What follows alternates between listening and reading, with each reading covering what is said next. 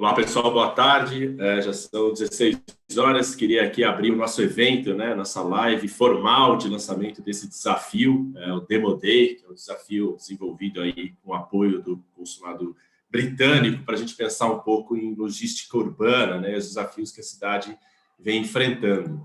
A nossa ideia aqui é fazer um evento bastante dinâmico. A gente quer, na verdade, ter um pouco de debate entre os vários atores que já vêm participando da discussão desse desafio e que culminam agora num processo mais formal, e também ter um espaço razoável para perguntas e respostas na sequência com os participantes, que a gente entende que podem ter bastante dúvidas, sendo esse um tema não novo, mas que ficou bastante mais quente, nesse período que a gente está vivendo agora, onde as cidades, com todo o seu confinamento, exigiram bastante da logística urbana, e aí isso traz impactos positivos no sentido de acesso a bens e serviços, mas também potencialmente externalidades negativas na questão de emissões e afins. Só para a gente apresentar um pouco da onde vem esse desafio, então ele, na verdade, é uma realização do governo britânico, que já tem algumas iniciativas em cidades brasileiras, dentro de um fundo chamado Prosperity Fund. A gente vai falar sobre isso no debate. E dentro desse fundo, não só ações ligadas à água, à melhoria de vida nas cidades, à qualidade de vida nas cidades, tem também essa visão sobre mobilidade e logística urbana. Aqui dentro, a gente também tem uma parceria muito forte com o Banco Mundial, dentro de um projeto de Smart Logistics, e também junto à Prefeitura de São Paulo. Esse evento, especificamente, está sendo organizado pelo Hackathon Brasil, junto com nós aqui da Escambo. Então, a gente vai explicar um pouco das etapas do processo, como ele funciona. E também a gente está com um apoio de mídia importante ao canal Loading, um novo canal, recém-lançado, e a Rádio Geek. Então, isso é importante. Então, de novo, é uma realização aí do governo britânico para tentar fomentar essas novas soluções.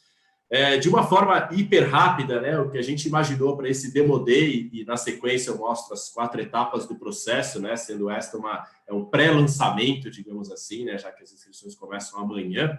Na verdade, a gente, no fim, busca uma maximização, uma melhoria da eficiência do abastecimento urbano, pensando mais especificamente no transporte de carga. A gente sabe que existem bastante iniciativa, sempre precisa na questão de transporte de pessoas, na questão da pedestriação de pedestres, o fomento de uso de bicicleta. Aqui a gente está tentando trazer para o debate a questão da carga.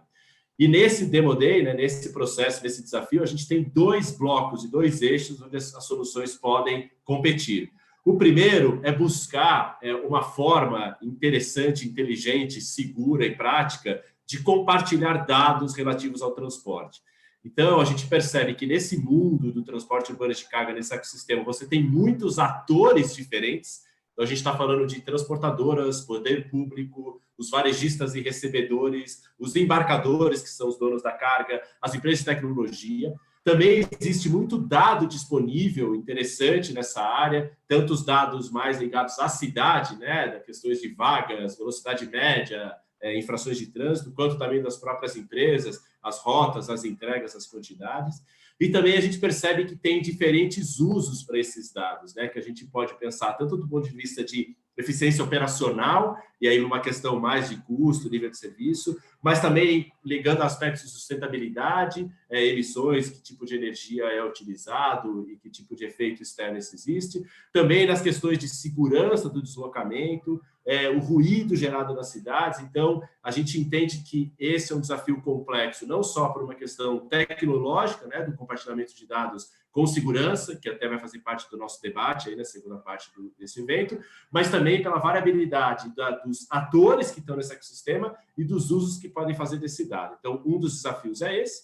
E o segundo é buscar o aumento da eficiência com foco específico no meio-fio, ali entre calçada e rua, que é uma área de alto... diria que briga, não sei se é a melhor palavra, mas é onde a gente percebe que esses vários entes que utilizam a infraestrutura pública se encontram. E a gente está falando tanto do transporte de passageiro privado quanto público, transporte de carga, uso de bicicleta, os pedestres. Então, o meio-fio para carga e descarga tem um impacto bastante relevante na eficiência do abastecimento. E aí, aqui, nesse segundo vertente do desafio, busca-se tanto as questões tecnológicas, que podem envolver aplicativos, uso de câmeras, uso de dados, quanto próprios equipamentos de apoio mais inovadores, carrinhos, rampas e afins. Então, esses são os dois principais eixos.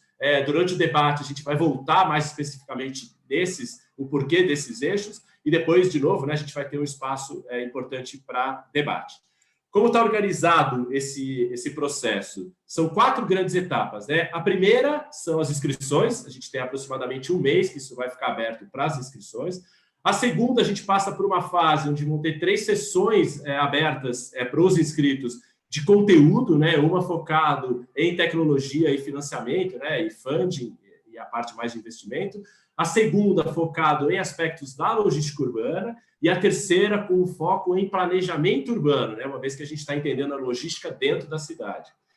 Tem alguns critérios de seleção, isso vai estar muito claro no regulamento, né? Ligado à participação nessas sessões, e tem um questionário aqui dentro. Aí existe uma segunda fase, onde parte das empresas continuam no processo e as soluções. E aí, nessa fase, a gente parte para mentorias individuais, conforme demanda dos participantes. Então, existem, né, experts aqui dentro do nosso grupo que pode se falar de planejamento urbano, legislação, tecnologia, logística em si, as questões do recebedor, do recebimento de dados. Então, aqui vai depender de qual é a demanda principal das empresas que passaram para essa fase 2. Aí tem um novo filtro aqui para as empresas que vão ser selecionadas para o Demo Day propriamente dito, quando a gente participa, então, com uma banca avaliadora para definir quais são as 3 empresas vencedoras de cada um dos 2 desafios. Essa banca vai ser formada por 3 blocos de especialistas executivos, né? Um bloco ligado ao mundo de investimento, que a gente entende isso importante até pela viabilização financeira e sustentabilidade, né, perene aí dessas soluções. O outro bloco de órgãos públicos e multilaterais, né, prefeituras e o próprio Banco Mundial, que são órgãos que têm uma visão mais ampla, né, de entender a solução dentro das cidades. E o terceiro bloco de executivos de empresa privada, que também tem interesse, né, no potencial de contratação, interesse e potencial de contratação. Isso é o que forma a banca avaliadora aqui no final. Todas essas informações vão estar dentro do regulamento também. E aí a gente termina com os vencedores. Do ponto de vista de datas, o que a gente fala hoje, a gente tem aqui nascendo, né, abrindo as inscrições formalmente amanhã, então isso aqui é um pré-lançamento, encerrando na segunda semana de janeiro, aproximadamente um mês de inscrição, aí de novo 3 semanas para conteúdo geral, 3 semanas para mentoria, e aí 2 semanas para a gente conseguir organizar o Demo Day, e efetivamente o Demo Day acontece no dia 20 de fevereiro, que é um sábado. Lembrando que a gente tem a possibilidade de inscrição tanto de empresas brasileiras quanto de empresas do Reino Unido, então todo o processo vai ser bilíngue para permitir que ambas participem. As inscrições passam a ser abertas amanhã, e a ideia hoje vocês vão, acho que vai ter, né, algumas apresentações aqui, discussões, mas que ao longo do tempo todo vocês fiquem à vontade de colocar perguntas pelo chat. A gente está transmitindo isso tanto pelo Zoom, para quem quer assistir essa apresentação em inglês, quanto pelo YouTube, para quem quer assistir essa apresentação em português. Como a gente está organizado agora, né? A gente vai abrir agora com um debate com o Antônio Tadeu, ele atua como diretor, né, da Superintendência de Suporte à Fiscalização da CET São Paulo, bastante ligado às operações, né, o que acontece na rua, tem uma visão bastante interessante da logística, da importância disso para a mobilidade total, né, como um todo da cidade. A gente segue com o debate, e aí a gente vai ter oportunidade de mergulhar um pouco mais aqui nas questões dos desafios, né? Com o João, que é do Consulado Britânico, o Carlos, que é do Banco Mundial, e o Iago, que é especialista em segurança cibernética. Apresento ele com mais calma na sequência do debate. E aí a gente abre para perguntas e respostas. A gente está deixando aqui aproximadamente 20 minutos para isso, que a gente espera poder realmente debater aí com os participantes. Queria agradecer muito a participação de todos os convidados que aqui vieram e todos que estão aqui presentes. E aí queria, então, começar o debate com o Tony, aproveitando para chamá-lo aqui. Vocês já veem na tela aí tanto o João, Iago, Tony e Carlos. E aí a gente começa um pouco com o Tony e aí segue na sequência com o debate. Tony, boa tarde. Boa tarde, Paulo. Boa tarde a todos aí. Agradeço em nome da Prefeitura Municipal de São Paulo, da Secretaria de Mobilidade e Transporte, essa participação nesse evento que é o Demo Day, que vai dar início a um processo bastante interessante para a cidade de São Paulo. Também queria agradecer a sua participação, a sua presença. Eu queria começar direto conversando, né? A gente entende a logística como algo que pode melhorar, né, a qualidade de vida nas cidades, E aí começo a pensar direto. Você vê a logística como algo que pode melhorar a vida do cidadão, a logística urbana de carga?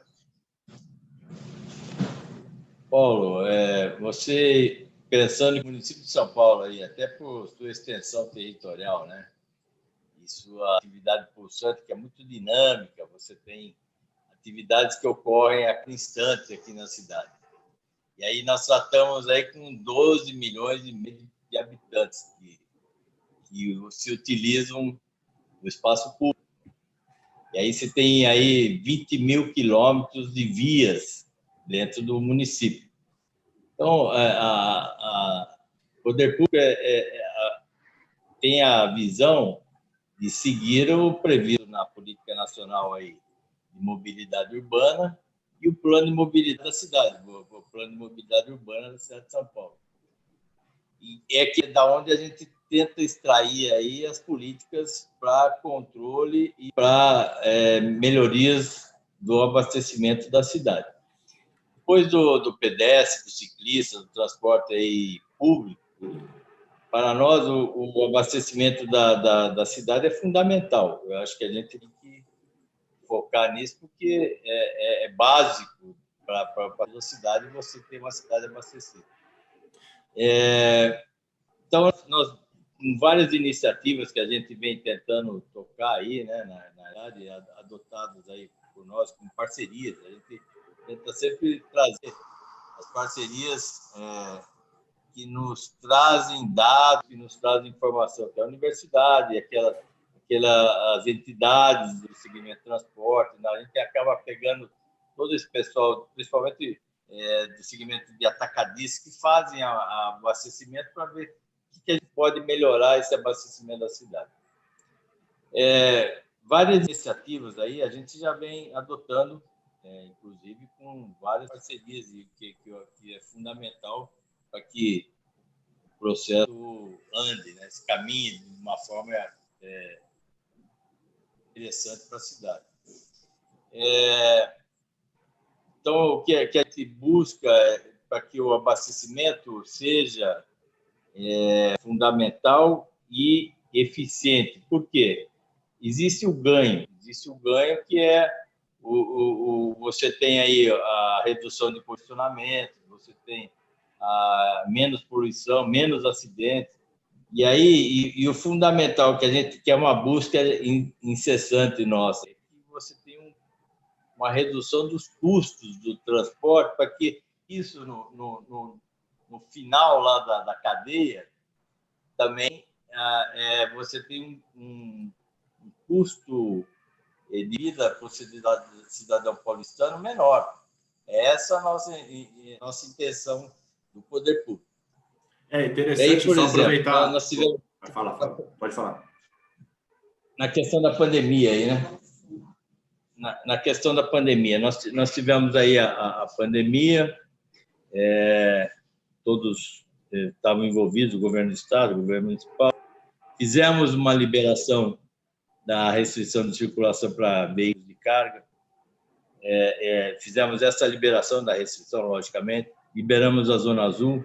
Tudo isso foi trabalhado de forma a manter a cidade, o município abastecido, logicamente. E aí você depara com algumas inconformidades. Você libera para chegar a mercadoria, mas o comportamento da população muda. Ele foi alterado. Houve aí a questão do e-commerce desenvolveu de forma expressiva na cidade. Você teve o trânsito de motociclistas para entrega na residência das pessoas. Então, às vezes você trabalha para que esteja a cidade abastecida, mas existem aí algumas outras condições que são alteradas dentro desse percurso. Mas interessante, acho que você tinha falado alguns pontos antes, né? Bom, a quantidade de vias da cidade, a dificuldade dessa gestão, a priorização, que é interessante, acho que existe muita dúvida do que é prioritário, né? Se é a carga ou se é o transporte individual privado, e você trouxe que pedestre, bicicleta, transporte público e depois a carga, então a gente já vê aí um ponto importante, interessante. Acho que tem, você trouxe não só a questão econômica de custo, né? Que, lógico, quanto mais eficiente a logística, mais barato o serviço, melhor para o cidadão, mas também segurança, acidente, poluição, então é um negócio muito multidisciplinar. E vocês da CT estão no meio disso tudo, né? No fim, vocês fazem uma gestão que tem todos esses atores e todos esses interesses, né? E você trouxe um bom exemplo até de, pontualmente na pandemia, você liberar um determinado estacionamento, uma determinada restrição. Como essa pressão, né? E vocês têm um contato super importante com todos esses atores, né? Tanto do lado de transportador, ONGs, né? O entendimento das associações civis, as questões de varejo. Você vê que isso está melhorando numa busca de uma solução mais adequada para todos? Esse diálogo está crescendo entre os vários atores? Como você percebe isso? Dentro da cadeia logística, como a gente mexe com a parte do trânsito, a gente mexe mais diretamente com o transportador. As buscas que a gente faz aí com os atacadistas, com o destinatário final lá, às vezes é mais complicado. O transportador, logicamente, que ele quer ter facilidade, ter eficiência na sua entrega. Então, o que é importante, né, nesse momento, e esse é o grande projeto aí da cidade, é que dentro dessa cadeia logística, todos esses atores estejam fazendo o seu papel de forma a facilitar isso. Quer dizer, não adianta eu ter o expedidor produzindo, transportador que depende da expedição dessa carga, basicamente, e aí você tem na outra ponta, na ponta final, que é onde você é o destinatário final e que não esteja estruturado ou tenha seu planejamento adequado para receber essa carga. Então, existe essa dificuldade aí. Existe muita facilidade por parte do poder público, com a parte do transportador, que esse é o maior envolvido no trânsito da cidade, esse é o maior impacto que ele sofre. Nós sofremos como poder público, e falta ainda conseguir agregar essa cadeia, precisa ser melhorado.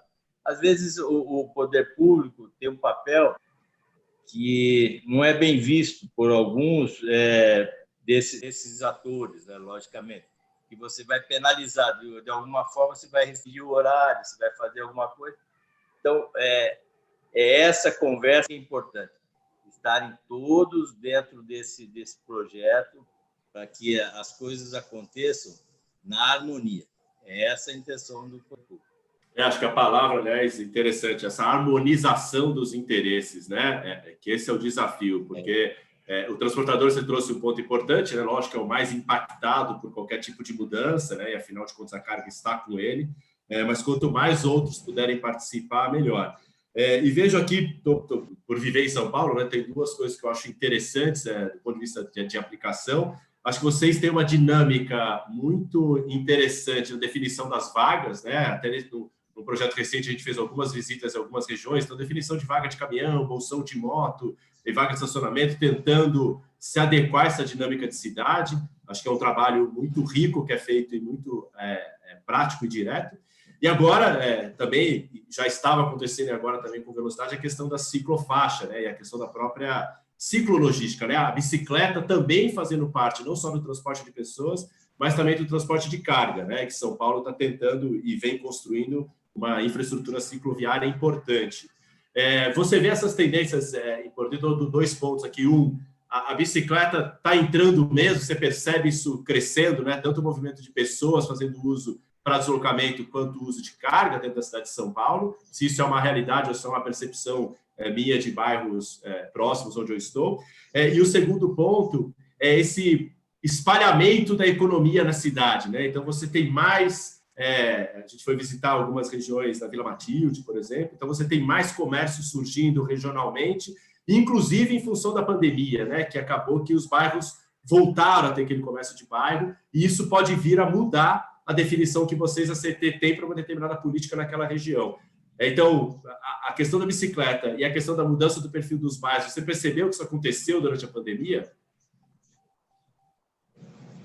Paulo, com certeza. A disputa do espaço público hoje é complicada. Quer dizer, todo mundo tem o seu direito. Então, você tem vários modais disputando esse espaço físico. Logicamente que a gente tenta conciliar todos esses usos, né, do espaço público. O que a CT tem interpretado aí através, principalmente desse período que a gente está vivendo aí, né? Logicamente que surgiram outras atividades de abastecimento que a gente desconhecia, e começaram a evoluir. Você era pequenininho, hoje é grande. Eu tinha esse abastecimento pela bicicleta, que era pequeno. Hoje, você vê que é um volume bastante grande, significativo. A motocicleta tem uma grande participação, inclusive, no número de acidentes, que isso ampliou bastante, que isso gera problemas para nós, não só na questão da utilização dos leitos hospitalares, mas todo um problema nos congestionamentos da cidade. Mas, assim, o que a gente vislumbra é que os modais vão mudando conforme o comportamento da população. Isso a gente está percebendo. Então, nós ampliamos agora em 500 quilômetros a ciclovia. Então, nós temos hoje 500 quilômetros de ciclovia. Falta realmente, talvez, aí esse incentivo, essa comunicação. Eu acho que é muito dessa comunicação e como o poder público pode auxiliar essa distribuição, a última perna da entrega, tá? Que é a bicicleta, a moto. Então, nós precisamos regulamentar isso, não penalizar, mas regulamentar de forma a gente ter o conhecimento do que está sendo levado, do que é necessário para melhorar. Então, essa comunicação entre todos esses atores aí da cidade precisa ser melhorada. É isso que a gente está buscando agora e vamos tentar levar isso em frente.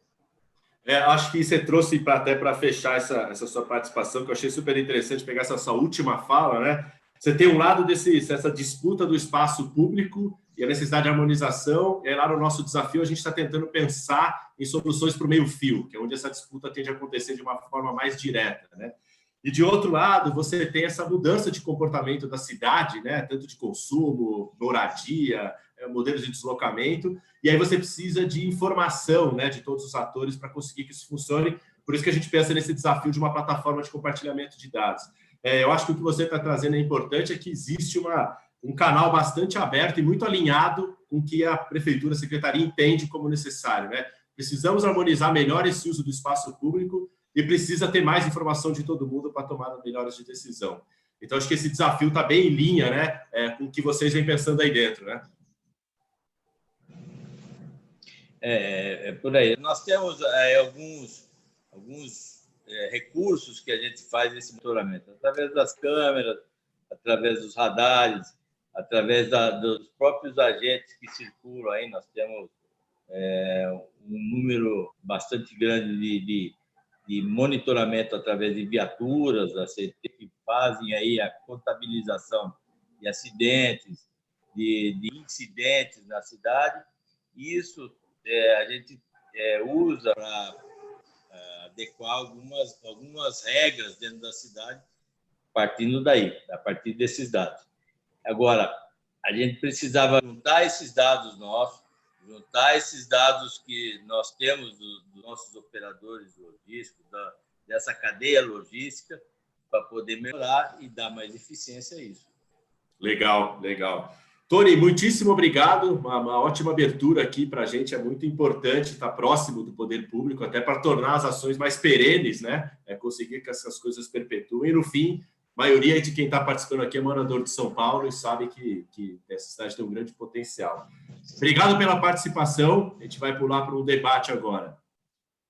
Obrigado. Conte com a gente aí. Obrigado. Um abraço. Queria agora já puxar na sequência então temos aqui agora, né, Carlos Bela Lamas, que vem direto do Banco Mundial, né, que é o líder do projeto do lado do Banco Mundial. Esse projeto maior, que se chama Smart Logistics São Paulo, hoje é financiado por um Prosperity Fund, que é liderado pelo João Rampini, aqui no Brasil, dentro do Consulado Britânico, e também uma ótima participação do Iago, que é um especialista em segurança de dados, até porque, né, quando a gente fala em dados, não só a lei de proteção geral de proteção de dados, mas também essa cultura ou esse receio na questão do compartilhamento. E vou começar com você, Carlos, até pegando esse ponto do Tony, né? Quem que está disputando o espaço do meio-fio? Quem que você percebe nessa disputa, vocês no Banco Mundial, que tentam essa visão mais ampliada, né? Não só nas cidades brasileiras, mas em várias cidades do mundo. Quem que está querendo usar esse espaço e o que gera essa disputa? E bem-vindo. Obrigado, Paulo, primeiramente pela oportunidade de participar neste painel. E eu quisiera pegar o gancho um pouco do que Tony falou já diretamente desde a CET da prefeitura, não? Falando de quanto disputado é o espaço viário hoje em dia em São Paulo. Não? A gente tem, aí, segundo dados não, da última pesquisa Origem e Destino, temos principalmente 3 grandes modos que a gente utiliza para os seus deslocamentos habituais, não? E carro, uma terceira parte, transporte público, uma terceira parte, e uma terceira parte que utiliza modos não motorizados, aí caminhar a pé principalmente. E temos 75% do espaço viário que está destinado principalmente a carros e a tráfego misto. Então, vocês podem olhar que há uma grande diferença e que o carro é o modo melhor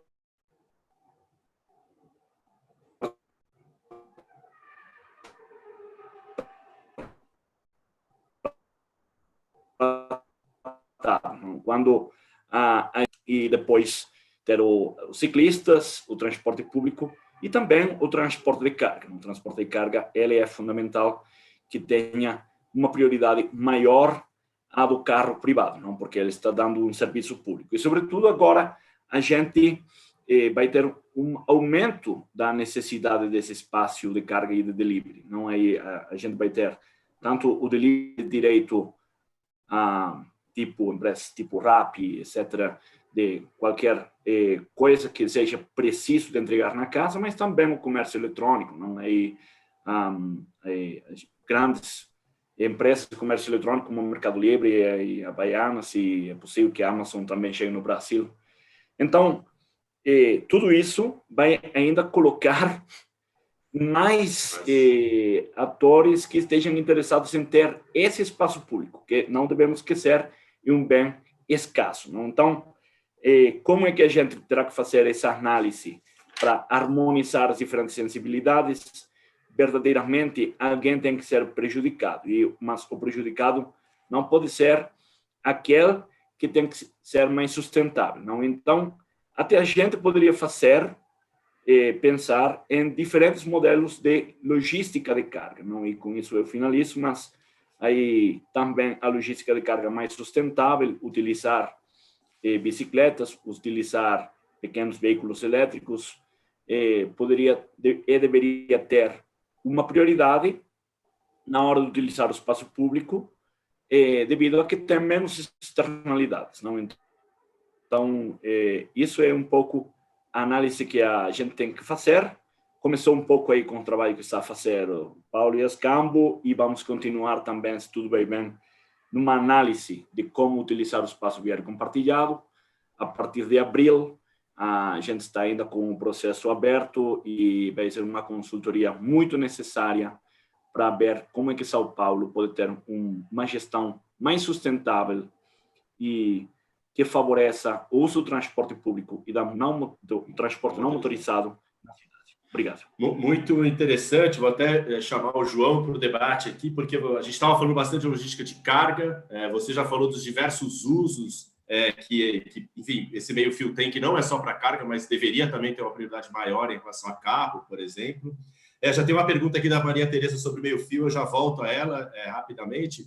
Mas, João, o Prosperity Fund, ele tem essa visão de qualidade de vida nas cidades, né? Não só a carga em si. O que mais vocês estão olhando, né? A gente está bastante focado em carga aqui, porque no fim o desafio está focado em logística urbana, né, em transporte de carga, mas o que mais dentro desse Prosperity Fund você também vê que tem impacto direto na qualidade de vida da cidade, seja citando projetos que vocês estão suportando ou como vocês estão estruturados nesse sentido. E bem-vindo também. Obrigado, Paulo. Uma boa tarde a todas e a todos que estão assistindo a gente aí de casa. Queria, em primeiro lugar, dizer que é uma alegria muito grande para a gente estar aqui hoje fazendo o lançamento desse Demo Day. Eu acho que realmente é uma iniciativa que vai trazer bastante benefício, né, para a cidade de São Paulo e dialoga diretamente com as outras atividades que a gente já vem implementando através do Prosperity Fund. O Prosperity Fund ele é um fundo de cooperação do governo britânico, que está atuando em diferentes países, dentre eles o Brasil. Né? Aqui no Brasil a gente tem projetos em diferentes áreas, a gente tem projetos na área de saúde, educação, energia, comércio, mas uma dessas áreas, né, uma das áreas prioritárias do projeto é essa área de cidades inteligentes, né? E é de onde surgiu toda essa conversa que a gente está tendo aqui hoje. Né? Então, através desse projeto, né, financiado pelo governo britânico, né, implementado pelo Banco Mundial, a gente está olhando para a cidade de São Paulo e olhando para a mobilidade urbana, e aí quando eu falo mobilidade, é mobilidade de uma forma ampla, né? Aqui a gente está falando especificamente de logística, mas através do projeto a gente está olhando para a mobilidade como um todo, né? E a ideia é olhar para a mobilidade como uma ferramenta, justamente, para tornar a vida, né, na cidade mais sustentável e inclusiva, né, trazendo benefícios para toda a população. Então, aí, quando a gente entra na própria questão da logística urbana, né, que está sendo bastante discutida aqui, né, eu gostei bastante da fala do Antônio, né, e do Carlos também, concordo bastante com os pontos que eles levantaram. Se a gente olha para a logística urbana, né, a logística urbana é uma questão que impacta diretamente, né, a vida de toda a população, né, desde do nível, né, mais macro, assim, né, em termos do abastecimento da cidade, né, que é fundamental para a vida no espaço urbano, mas até para uma questão assim mais micro, né, do impacto que isso tem no fluxo de trânsito na cidade, né?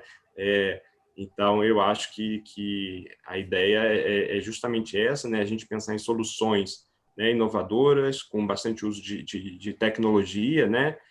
Onde a gente possa tornar todos esses processos, né, que estão ligados à mobilidade urbana mais eficientes, né, e mais coordenados, para que a gente possa realmente, né, olhando aí para o objetivo final, impactar, né, a qualidade de vida das pessoas, dos habitantes da cidade. Legal, legal, João. Vou até puxar o Iago aqui, porque a gente, né, o Tony já falou da importância do dado. A gente tem no desafio uma questão de plataforma compartilhada. A gente sabe desses vários usos que tem, né, não só do meio-fio, mas da cidade em si. E a gente, para isso, né, e tomar decisões mais assertivas, e puxa o Iago, porque você está falando exatamente do uso de tecnologia, né, João?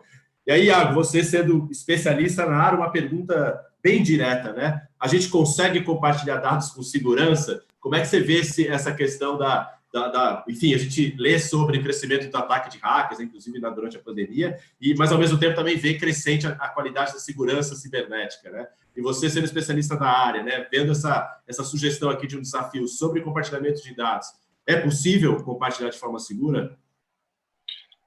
Se você tiver uma apresentação, por favor, bem-vindo, exatamente.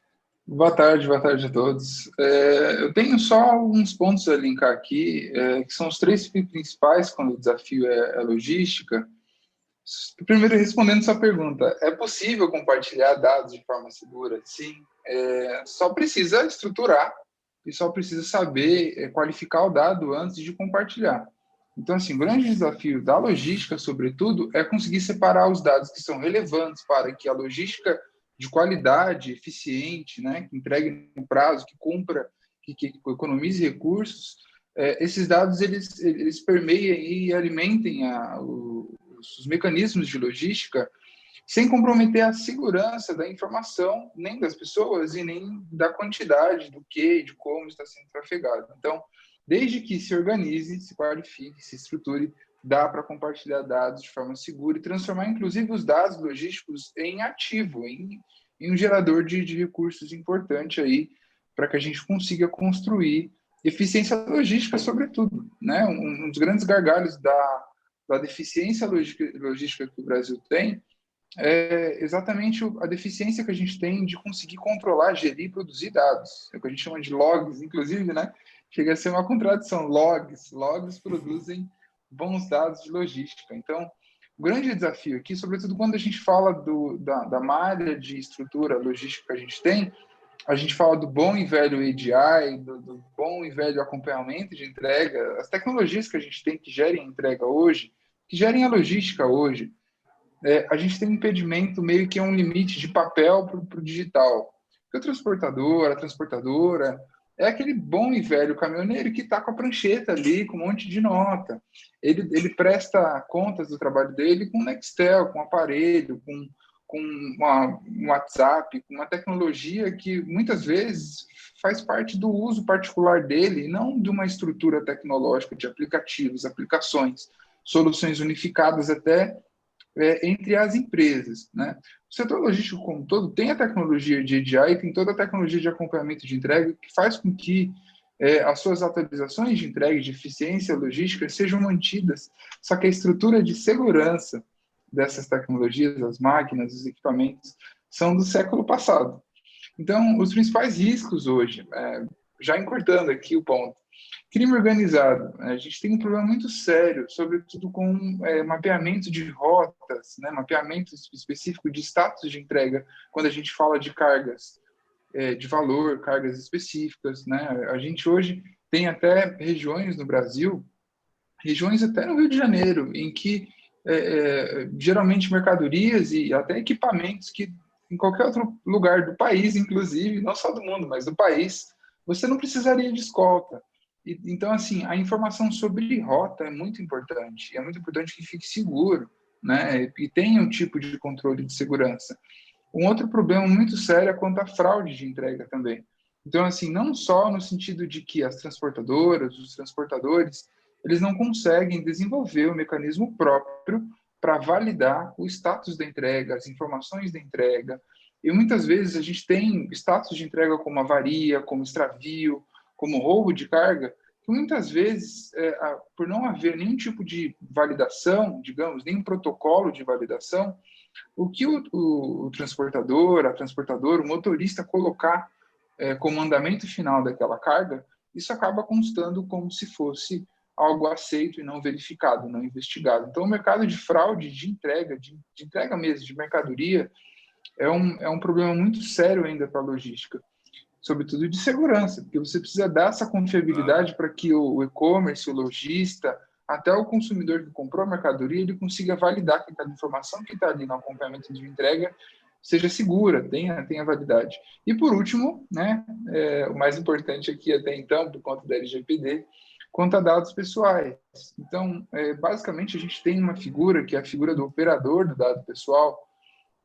Quando um comprador ele faz a compra de um produto, ele está fornecendo esse dado para o lojista. O lojista é o controlador do dado. E no meio do caminho estão toda a estrutura, estão os transportadores, os intermediadores. Esse pessoal todo é operador de dado pessoal. Né? Esse pessoal, eles estão dentro de uma cadeia de consentimento que tem que implicar a finalidade do uso do dado. Então, faz parte dos aplicativos de logística ter um tratamento de dados estruturado, demonstrável, para cumprir a LGPD, né? Demonstrável, auditável, e com estrutura de segurança que garantam que o consumidor, a pessoa física, afinal, não só o consumidor, mas também o transportador, a gente está falando do motorista também, que tem dados pessoais ali, a gente está falando de exposição de dados até em nota fiscal, né? A gente está falando de coisas simples, né? Então, não existe uma estrutura hoje formalizada no setor de logística no Brasil capaz de entregar um modelo simples de como gerir esses dados pessoais. Separar o que é dado de entrega, por exemplo, do que é dado pessoal, solicitar o consentimento. Então, os desafios são grandes, assim, mas se a gente conseguir estruturar, dá para fazer algo bem organizado. E pegando você que está na área bastante, eu estou muito mais ligado à área logística, por exemplo, e tenho essa percepção de que a gente se preocupa bastante em ter o dado, mas não tanto com a segurança do dado. E também as recentes, né, tiveram umas pesquisas sobre o crescimento de ataques e desvios, né, e hackers e tudo mais. Você percebe uma maior preocupação com a segurança de dados, inclusive em função da LGPD, ou ainda as empresas não estão dando a devida atenção a um problema tão sério. Você trouxe 3 pontos importantíssimos, né? Visibilidade para a questão de roubo, fraude, que isso onera completamente o custo logístico, né? E a eficiência e a fidelização do cliente, e o uso do dado pessoal. São problemas gigantes, mas existe uma tendência de que as coisas melhoram? Você percebe isso, de uma preocupação? Sim, a gente trabalha aqui com as maiores empresas de e-commerce do Brasil, e essas empresas têm demandado, né? A demanda surge delas, né? Então, elas têm demandado com que o setor logístico se organize e se estruture. Então, assim, a grande preocupação está, sobretudo, em como fazer, porque o setor logístico, sobretudo, é um setor não só defasado, mas muito desestruturado ainda no Brasil. Então, não existe um protocolo, basicamente, de acompanhamento de entrega, e esse protocolo, ele quase que está funcionando, né? E sobre esse protocolo, né, esse conjunto de regras de acompanhamento de entrega, não existe nenhum mecanismo de segurança. Então, é uma demanda que tem surgido cada vez mais no setor de e-commerce, mas é uma demanda a ser cumprida ainda por um setor logístico que mal tem tecnologia ampliada e aplicada, digamos, no chão da entrega, né, na base estrutural da logística, para que se possa ampliar. Ao mesmo tempo, a gente tem vários mecanismos de logística, até mecanismos de chão, né, de estoque, mecanismos de galpão, de CDs, centros de distribuição, que tem mecanismos de segurança muito bons, assim, sobretudo quanto à codificação de acompanhamento, separação de estoque. A gente está falando de estruturas de WMS, a gente está falando de estruturas que fazem com que a logística ande muito bem de forma segura para garantir a posição da carga, a posição da mercadoria, né? Sobretudo a posição fiscal. Então, assim, o setor logístico tem uma demanda puxando do setor de e-commerce. E essa demanda está bem desafiadora no sentido, bem como você disse, né, Paulo? No sentido de proteger a informação e não só de fazer com que a informação chegue.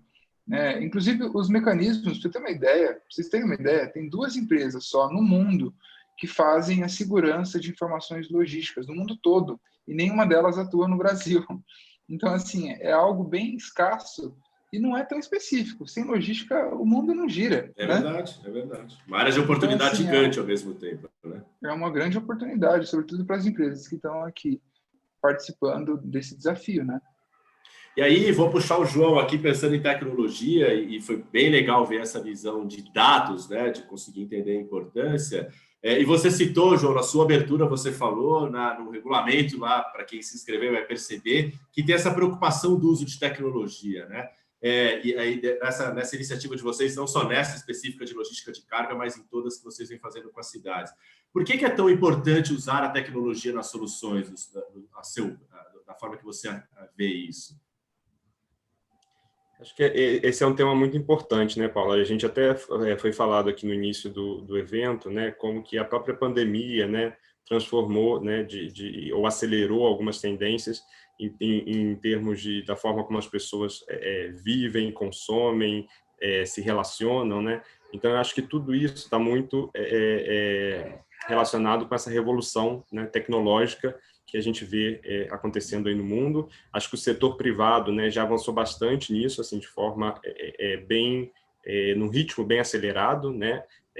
E agora a gente vê o setor público também, né, passando por esse processo de transformação digital, né, que é um processo necessário e inevitável, né? Eu acho que essa é a tendência para a qual a gente está seguindo, e a gente precisa se adaptar, né? Acho que todo mundo precisa se adaptar.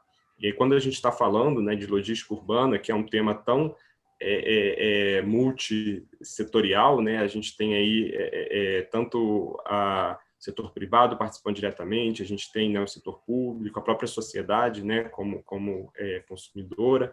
Então, assim, se a gente olha para a logística urbana, eu acho que a tecnologia é fundamental, né? Não só para ter uma coordenação maior, né, entre todos esses atores que atuam nessa agenda, mas também para tornar os processos mais eficientes, né? A gente está vendo como que as coisas estão ganhando cada vez mais escala, né? A própria questão da pandemia também, né, aumentou a demanda, né, por entregas e questões de logística urbana, né? E eu acho que a gente só consegue alcançar, subir esses degraus, né, assim, alcançar um patamar mais alto se a gente realmente investir em tecnologia, né? E aí, falando especificamente, né, do setor público, eu acho que a tecnologia, né, ajuda muito na questão do próprio...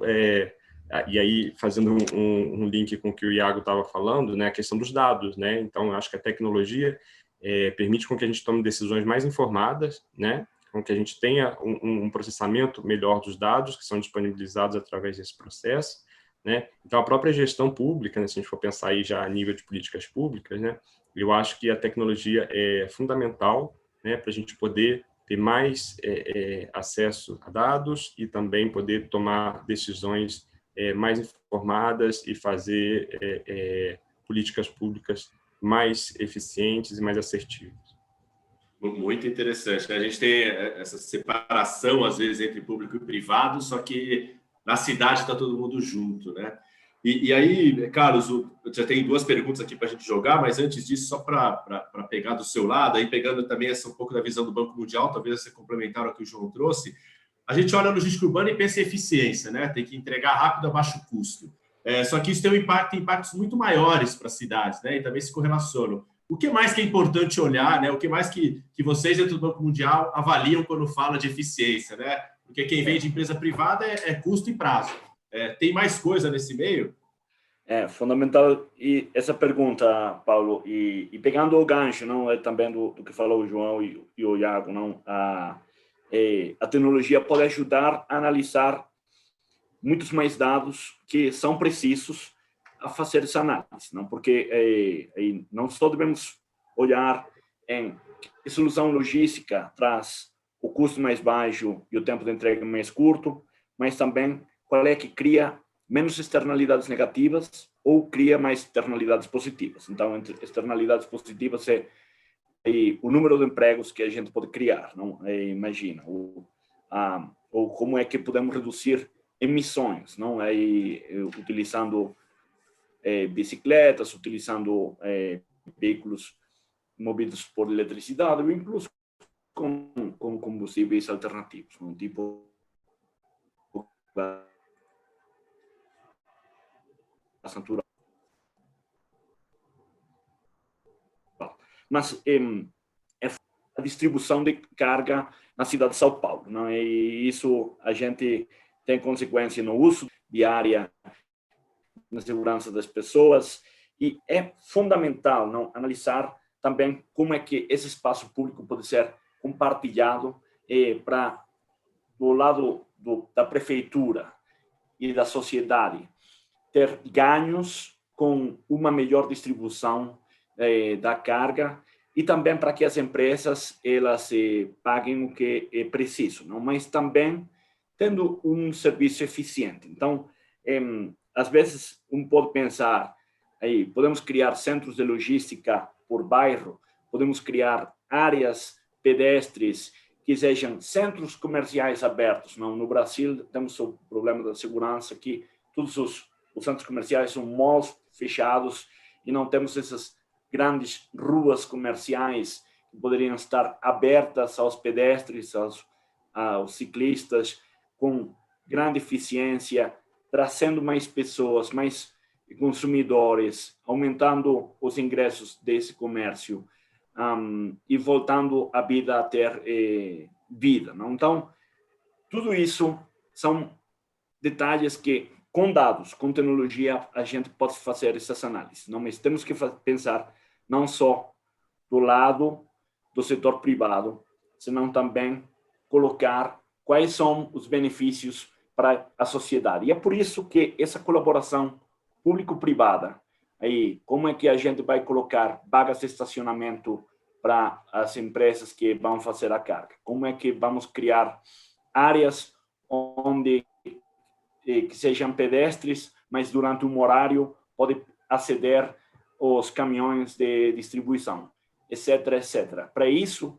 é fundamental ter um órgão de discussão entre setor público, sociedade e as empresas que precisam distribuir da carga, não? Mas sempre tendo em conta, e com isso volto a como eu comecei, quais são as prioridades, não? E as prioridades devem ser que a gente deve ter ganho no seu nível de vida, deve ser uma distribuição de logística que aumente a melhora da qualidade de vida, que reduza as emissões, que seja mais sustentável, que seja inclusivo, não? Que crie postos de emprego na cidade e que reduza o nível de pobreza. Isso é o que a gente deveria olhar. E indo muito além, muito além da eficiência, muito interessante. Eu vou puxar, a gente tem 3 perguntas colocadas, por favor, fique à vontade para colocar mais perguntas. Eu vou colocar uma resposta inicial e João, Iago, Carlos, fiquem à vontade para complementar. Então, primeiro a Maria Tereza, pedindo um pouco de exemplo dessa questão de gestão eficiente do meio-fio. Vou trazer alguns que a gente pensou até para estruturar esse desafio, né? Então, você pode trabalhar com o uso de câmeras para tentar mapear as vagas disponíveis, né? Então, você pega a partir do dado da câmera, que existem algumas câmeras de segurança ou públicas ou privadas, e a partir disso puder ofertar visibilidade sobre disponibilidade de vaga, isso é bastante interessante. Você pode pensar em aplicativos de agendamento, de conexão, né, entre os vários players aqui dentro, né? E aí o Iago trouxe, né, que a gente tem já bastante dados sendo colocado, mas talvez falta um pouco dessa interação. Então, esse é um exemplo interessante, né? Se as cargas e as movimentações são agendadas, elas tendem a acontecer mais rápido, e isso pode ser interessante. Algumas cidades, não conheço ainda no Brasil, mas fora do Brasil, trabalham também com precificação dinâmica do uso de vagas. Isso também favorece, como o Carlos trouxe agora, né? Talvez em alguns momentos do dia você possa ter um uso mais para carga, depois em outros momentos mais para veículo privado, em outros momentos talvez mais para lazer. Isso pode ser direcionado a partir do modelo de precificação e uso da vaga. Então, isso pensando em gestão do meio-fio. E também o último exemplo é sobre equipamentos, né? Principalmente empresa de varejo, que faz muita entrega, começa a desenvolver 2 tipos de equipamento. Então, primeiro, carrinhos que sejam mais leves, versáteis, para a partir de um ponto você conseguir fazer várias entregas, né? E não só leve para a questão do melhor uso pelo usuário, mas também barato. E o segundo, esse eu vi mais recentemente, são rampas para a cidade, né? Não só como São Paulo, mas várias outras, mas que tem, às vezes, calçada sem rampa ou muito buraco, que permita também um deslocamento melhor. Então, você pode ter tanto uso de tecnologia para facilitar a operação, e aí pode ser conectando via aplicativo, pode ser dando visibilidade de vagas, né? Pode ser a precificação dinâmica para o uso da dinâmica, do uso do espaço, quanto até equipamentos físicos. Então, um pouco daí que a gente imagina que pode ir o desafio. Não sei se vocês têm exemplos que querem complementar sobre meio-fio. Se não, tranquilo? Fala, Carlos. Uma coisa que é importante são esses centros logísticos a nível de bairro, não? Que também para ajudar a não ter esse caminhão tão grande que chega no centro da cidade, que cria congestão, que cria problemas no tráfego e demais. Então, utilizar as diferentes escalas do meio de transporte necessário, não? E isso há muitas cidades que já estão trabalhando nisso, e sempre, normalmente, com parceiros privados, não? Os grandes players do e-commerce estão já tentando alugar algumas antigas lojas para fazer mini armazéns, não? Então, isso pode ser também uma forma do que a gente possa trazer no futuro. Até vou pegar, tem uma segunda pergunta, que é se startups ligadas à logística urbana, mas não especificamente a meio-fio ou dados, poderiam se inscrever no desafio. A priori, a resposta é sim, porque a gente, de fato, né, você vê que o meio-fio, como foi falado, né, em todas tanto o Tony quanto nesse debate, é um espaço muito disputado, então o próprio sistema de rastreamento pode ser interessante. Tem uma terceira pergunta do Maurício Lozada, falando como é que você traz o recebedor, né, que foi um pouco do que o Tony estava falando da CT, traz o recebedor para a discussão. Então, talvez alguma startup tenha uma relação de conexão entre entregador e recebedor, e aí talvez não seja diretamente o foco no meio-fio, mas indiretamente você passa a ter um menor uso do meio-fio.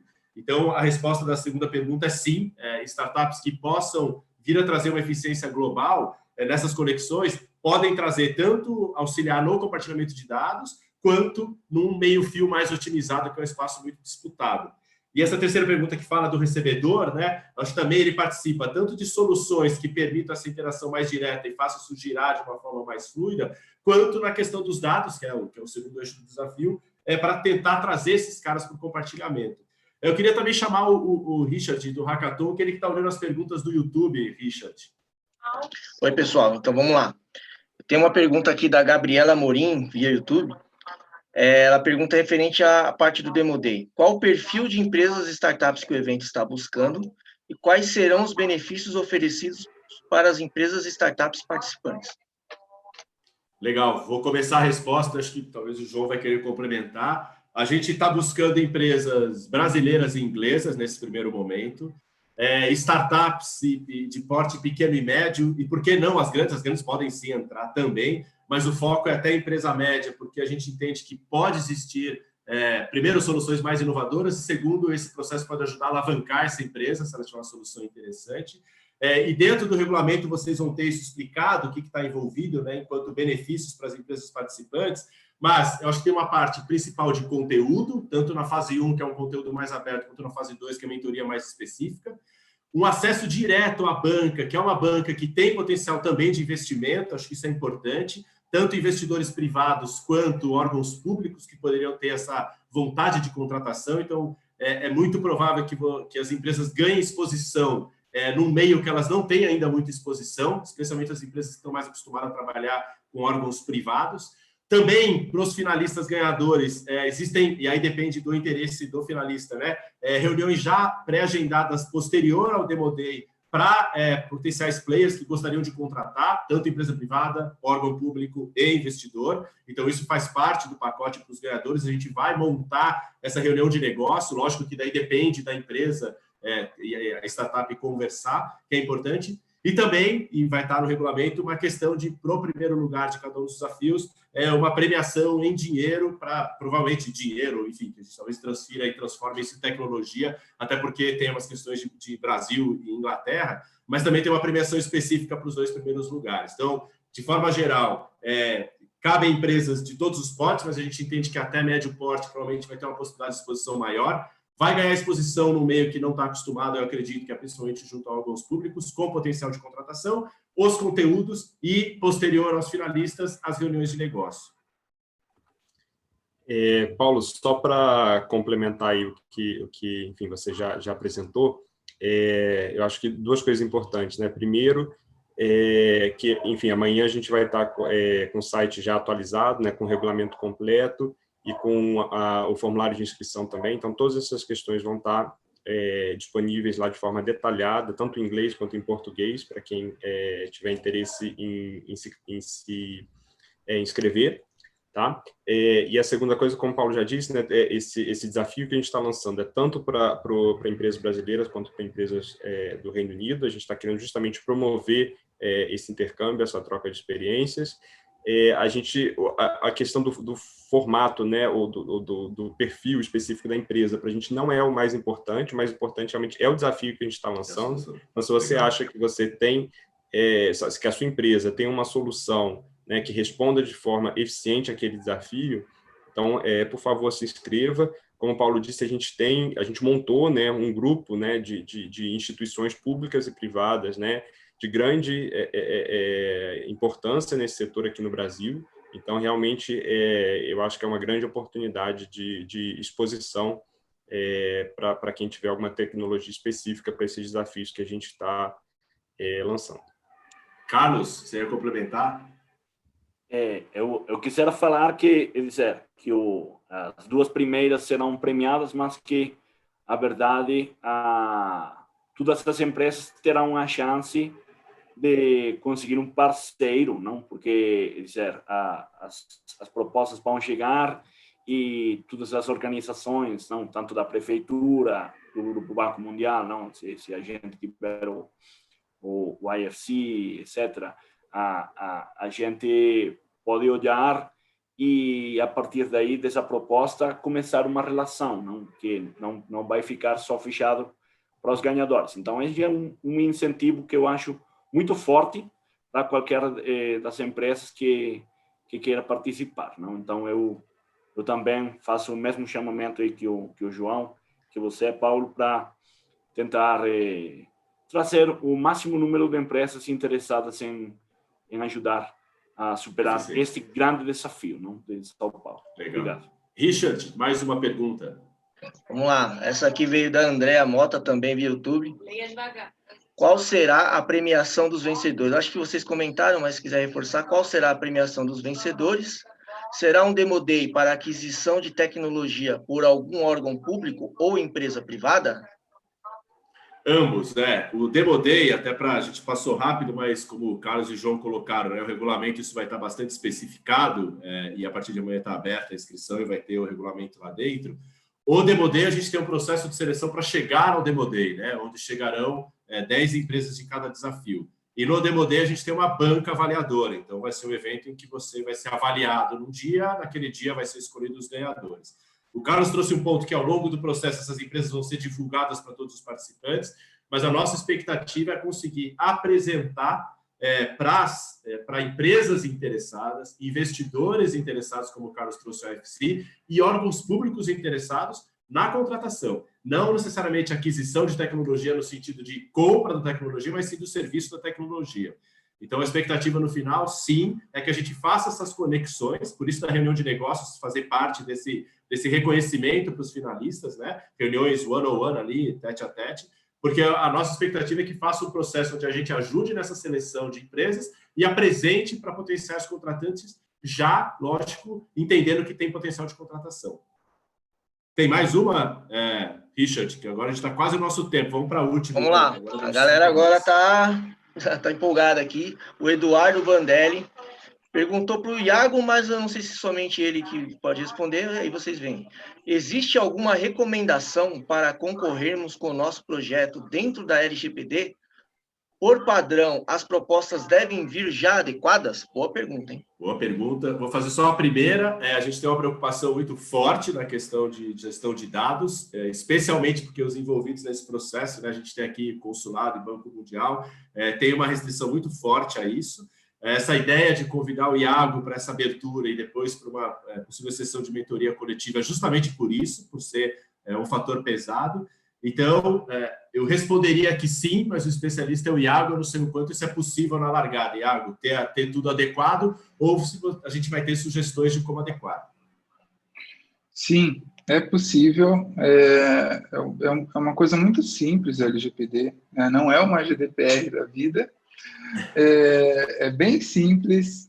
Você precisa começar estruturando, primeiro separando o que é dado pessoal do que é dado sensível, depois dado comum, e a partir daí construindo a sua documentação, pedindo o consentimento e aplicando a finalidade.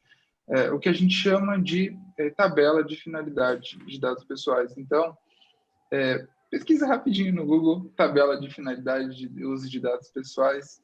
É bem tranquilo, mas em resumo é isso, né? Pedir o consentimento do titular e explicar dentro da sua aplicação, dentro dos termos de uso, dentro de como a sua aplicação, a sua solução vai funcionar, como os dados pessoais serão tratados. É bem simples, é algo mais documental do que tecnológico, sabe? Legal, legal, bom ponto. A gente tem o nosso tempo aqui, queria pedir para o João e Carlos falarem uma palavra com nós, para a gente dar uma fechada conosco. Do meu lado, agradecer muito a participação, pessoal participando ativamente. Se tiver mais perguntas, a gente vai responder por e-mail, a partir do e-mail informado na inscrição, e a gente abre as inscrições amanhã. João e Carlos? Obrigado, Paulo. Queria agradecer também pela oportunidade aqui, pelo debate, e convidar todo mundo que está assistindo a gente, a partir de amanhã, acessar o site. Lá vai ter o regulamento completo, o formulário de inscrição, também o nosso contato, né, de e-mail para tirar qualquer dúvida. Lembrando que as inscrições estão abertas até o dia 13 de janeiro, né, então tem bastante tempo aí para todo mundo se preparar, e a gente vai estar disponível para responder qualquer pergunta mais específica ao longo desse período, né? Então, enfim, reforçar aí o convite e também aproveitar aqui para fazer um agradecimento já adiantado a toda a equipe da Embaixada, do Banco Mundial, Hackathon Brasil e Scambo, que participaram aí desde o início da concepção desse processo, que está só começando, mas eu tenho certeza que vai trazer uma contribuição muito relevante, não só para a cidade de São Paulo, mas que com certeza a gente pode depois também ver como que essa tecnologia se linka e se aplica a outras realidades no Brasil ou fora. Muito obrigado. Legal. Carlos? Eu só pegar aí o gancho do João e também agradecer a Embaixada Britânica, não, por liderar todo esse trabalho, não, e agradecer também a minha equipe aqui do Banco Mundial, não, especialmente a Bia. E agradecer também a você, Paulo, e Hackathon Brasil e demais, por ter perseverado em tentar fazer esse trabalho, não, e que no começo não foi fácil, mas eu acho que vai dar muito certo, vai ter um grande sucesso, e agora só confiando em que haja muito interesse por parte das empresas e haja uma grande participação. E eu estou praticamente seguro que vamos ter grandes ideias sendo trazidas por essas startups e demais empresas, não? Então, estamos ansiosos de ver as suas propostas. Então, convidados fiquem. Obrigado. Legal. Muitíssimo obrigado a todos. Passamos aqui 5 minutos do tempo, e sendo britânicos os participantes parte, né? Isso é um problema. Então, agradeço muito a participação. Esse vídeo vai ficar disponível, a gente vai continuar a divulgação. Amanhã as inscrições estão abertas. Espero também contar com várias empresas encontradas ao longo do processo. Obrigado a todos e uma boa tarde.